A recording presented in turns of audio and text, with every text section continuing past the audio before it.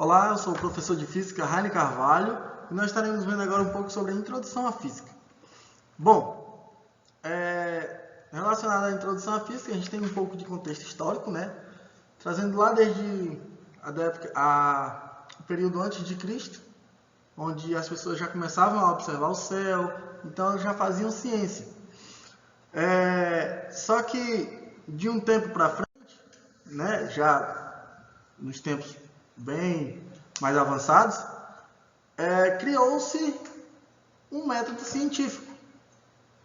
E aí, em que se define esse método científico? Em um conjunto de processos e etapas pelas quais a ciência se desenvolve e o conhecimento científico é construído e continuamente testado. O que isso significa?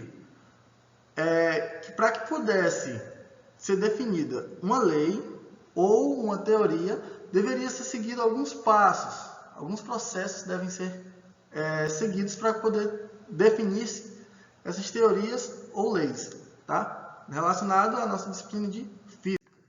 Então, primeiramente, né, os passos que eles deveriam tomar era definir o tema em que eles iam trabalhar, tá bom?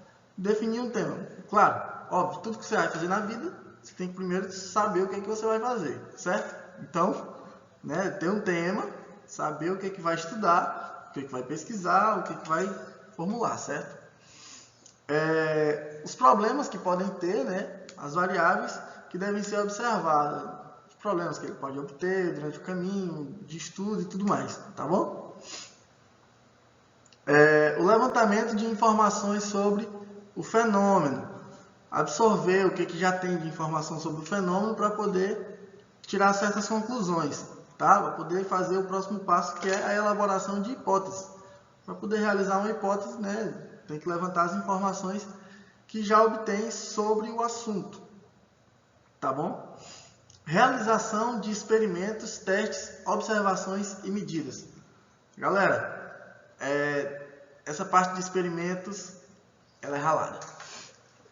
Contar uma experiência para vocês, tá? Eu estou me formando no mestrado, certo? E para eu poder aplicar o meu produto educacional na escola, o meu produto educacional ele envolve experimentos, tá? Vídeo e aplicativo de computador. Para a realização desses experimentos, é cansativo. Eu faço mestrado pela UFAC, em Rio Branco, tá? Falta só defender a dissertação, e eu ia todo dia, quando eu estava lá, eu ia todo dia, de manhã e à tarde, almoçava lá, era cansado. E isso realizando experimentos para poder, experimentos, testes, com diferentes medidas, né, de massa, diferentes medidas de comprimento, para poder obter um valor que fosse de acordo com a teoria. Por conta dos materiais que eu tinha também, né, que eram bem limitados, estava utilizando material de baixo custo. Então, cansativo.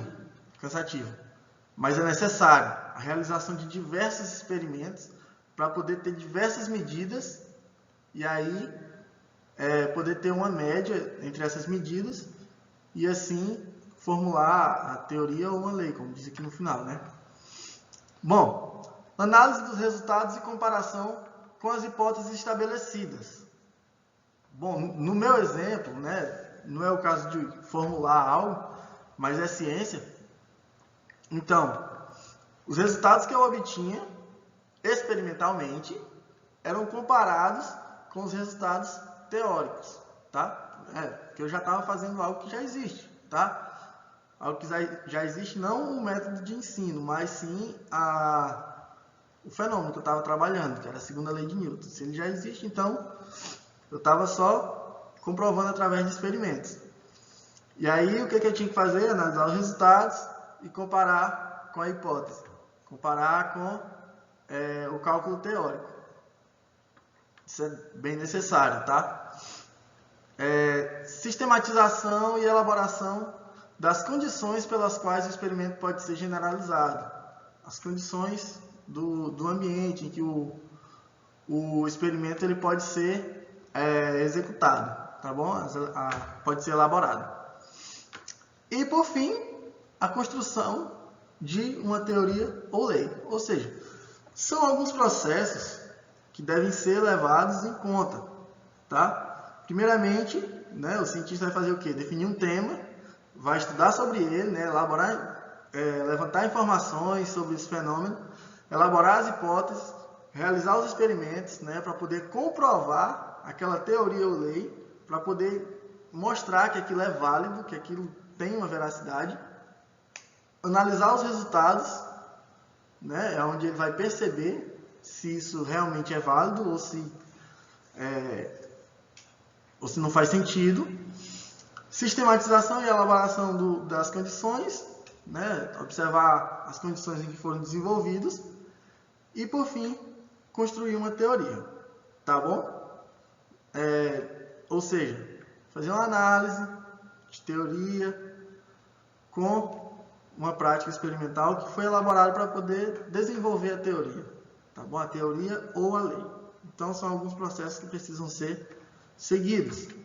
Continuando com a introdução à física, a gente chega em grandezas físicas, tá bom? Grandezas físicas é toda propriedade que pode ser medida e quantificada numericamente. Por exemplo, deslocamento. Deslocamento, a gente tem que alguém saiu de um determinado ponto e caminhou, sei lá, 5 quilômetros. Então, 5.000 metros, né? A gente tem um número, a gente tem um valor, tá bom? Aquilo ali foi quantificado. Uma velocidade, uma força, uma temperatura, a massa. Então, como pode ver, ó, alguns exemplos, tá? São algumas grandezas que são fundamentais, tá bom? Por exemplo, o comprimento, ele pode ser medido, tá? O comprimento pode ser medido. Então, ele é uma grandeza que pode ser quantificada numericamente. Unidade de medida é metro, tá? A gente vai estar vendo isso aí com mais detalhe na próxima aula. E o símbolo utilizado para ele é um mzinho minúsculo. Massa também é uma grandeza que pode ser quantificada, tá? Uma grandeza física. Uma propriedade que pode ser medida. Você sobe uma balança e ali ele vai dar a sua massa. Sua massa em quilogramas, né? Nas balanças. Mais a unidade de medida, grama, e o símbolo, um Gzinho minúsculo. Tempo. Tempo pode ser medido, tá bom? Posso ter um tempo inicial, um tempo final, um determinado tempo, tá? Tipo, 1 minuto, 60 segundos, mesma coisa, tá? 30 segundos, 1 hora, não sei. Mas, unidade, segundos, minutos, hora. O mais utilizado fisicamente, segundos, tá bom? O símbolo é um S minúsculo. Temperatura, a gente pode utilizar graus Celsius, graus Fahrenheit, Kelvin. Coloquei como exemplo aqui a unidade de medida Kelvin. Ela tem como símbolo um K, tá bom?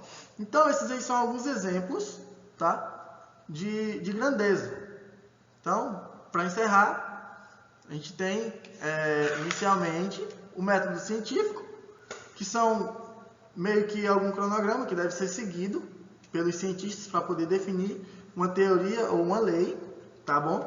E grandeza. Grandeza é o quê? A propriedade que pode ser medida, ou seja, o comprimento, a massa, o tempo, a velocidade, a temperatura, a força, potência, energia, algo que pode ser medido, tá ok?